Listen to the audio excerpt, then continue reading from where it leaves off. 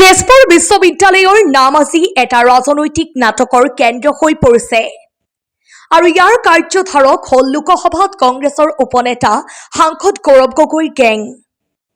এই গেঙে আন্দোলন চলাবলৈ ডাঙৰ পৰিমাণৰ ধন যোগান ধৰিছে আৰু বামপন্থী গেঙৰ নেত্ৰী DK ভট্টাচাৰ্য, বীৰেন দাস, কুসুম কুমাৰ বানিয়া আৰু গৌতম শৰ্মাই কংগ্ৰেছৰ এজেণ্ডা প্ৰয়োগ কৰিবলৈ ডাঙৰ পৰিসৰত তেজপুৰ বিশ্ববিদ্যালয়ৰ পূৰ্ব ছাত্ৰ-ছাত্ৰী আৰু বাহ্যিক অসামাজিক উপাদানসমূহক ব্যৱহাৰ কৰি আছে।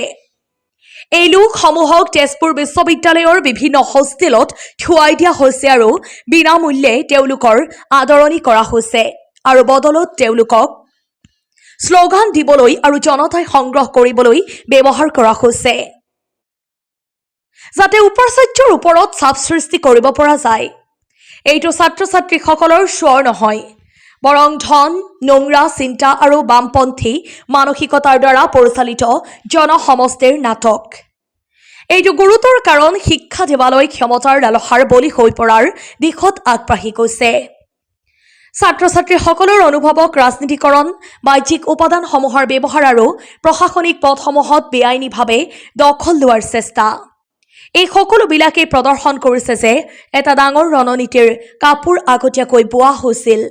কিন্তু গৌৰৱ গগৈ আৰু তেওঁৰ বামপন্থী গেং এতিয়া সাধাৰণ ছাত্ৰ-ছাত্ৰী আৰু তেজপুৰ বিশ্ববিদ্যালয়ৰ হিত চিন্তা কৰা লোকসকলৰ নিশানাত পৰিছে, কাৰণ এই গেঙে বিশ্ববিদ্যালয়ৰ প্ৰতিচ্ছবিক কলংকিত কৰাৰ কাম কৰিছে।